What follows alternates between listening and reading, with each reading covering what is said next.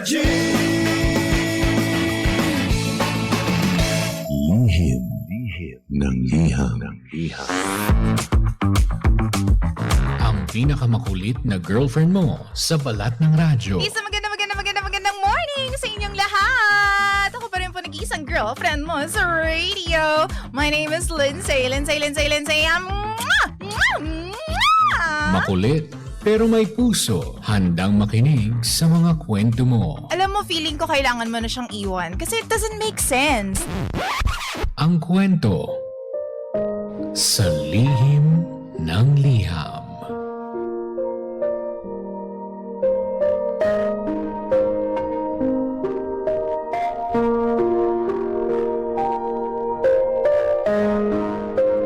Mahal kong Lindsay. Ako nga po pala si Nick. Araw-araw po ako nakikinig sa lihim ng liham at masasabi kong naaaliw ako sa mga kwento at mga advice ninyo ni DJ Jimbo sa mga sumusulat sa inyo dito, DJ Lindsay. At feeling ko, ngayon, oras ko naman. Ako naman po magbabahagi ng kwento ko. At sana, mabasa niyo po ito.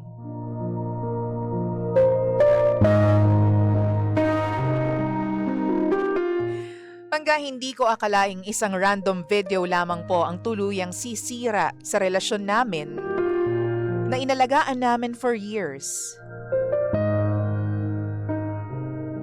My ex and I were together for almost 4 years.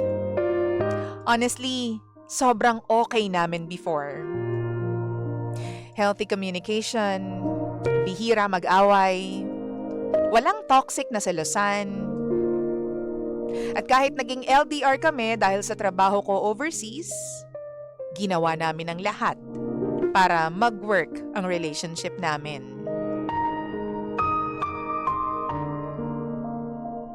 Nung lumipat siya ng ibang lugar para tumira kasama yung relatives niya, doon medyo nagbago po ang kanyang lifestyle.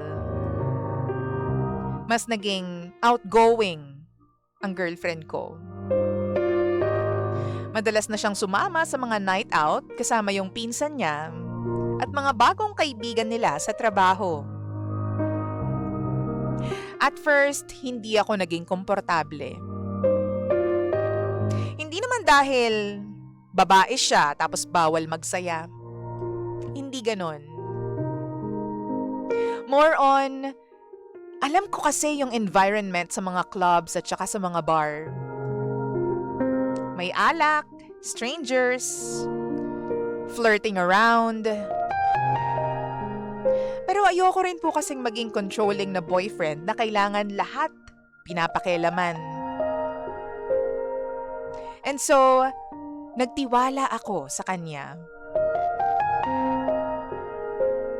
Every time nalalabas siya, nag-a-update naman sa akin. Sinasabi niyang tahimik lang siya sa gilid, nakikisama lang. Hindi naman daw siya yung tipo na wild kapag umiinom.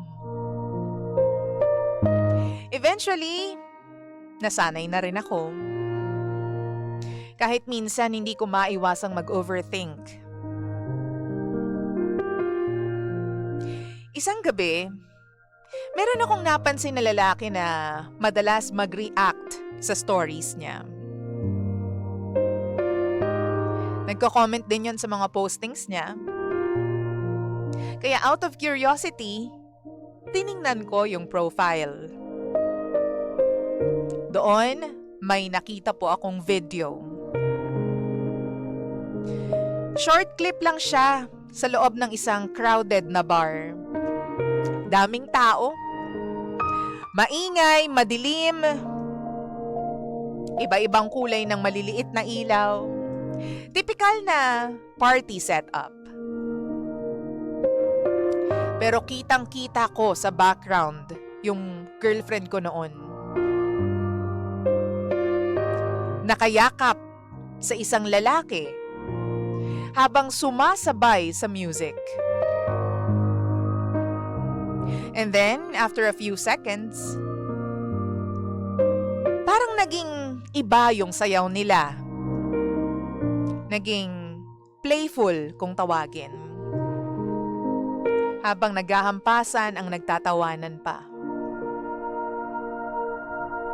Hindi ko po ma-explain yung nararamdaman ko nung time na yon.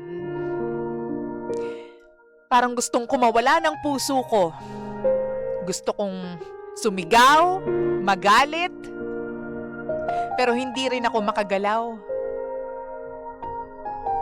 Ayoko agad mag-assume kaya tinanong ko siya sa mahinahon na paraan.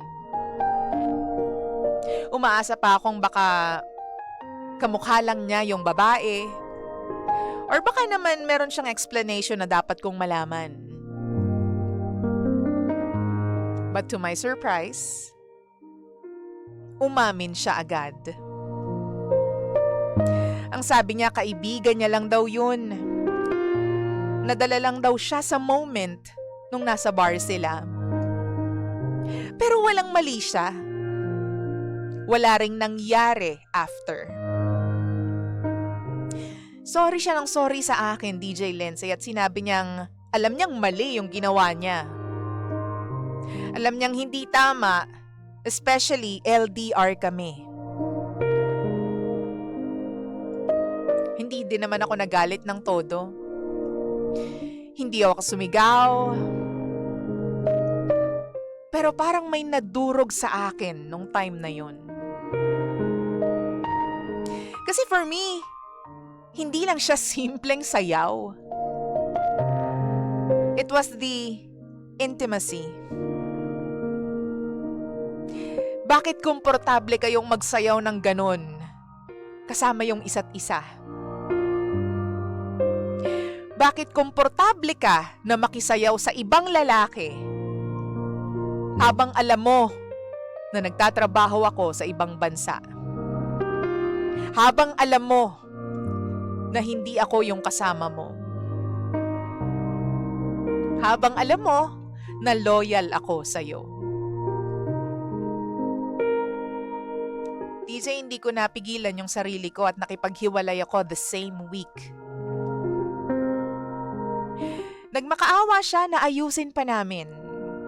Sabi niya, hindi raw worth it na mawala yung relasyon namin ng dahil lamang sa pagsasayaw. Napakababaw ko daw.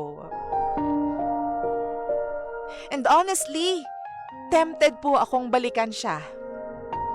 Kasi alam kong hindi naman siya totally masamang tao. Pero habang tumatagal, na-realize ko na kahit patawarin ko siya, hindi na ako matatahimik.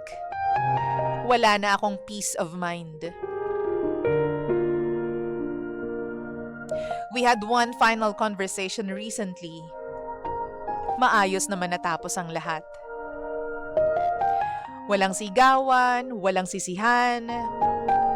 She admitted her mistakes and never tried to manipulate me into thinking na kasalanan ko kung bakit nasaktan yung relasyon namin. And in a very weird way, nagpasalamat ako sa kanya kasi naging honest siya sa akin. Masakit. Pero minsan kahit mahal mo yung tao, kailangan mo pa ring piliin yung version ng sarili mo na kung saan makakatulog ka ng payapa sa gabi. Yung walang iniisip. Yung tahimik ang isip at ang puso.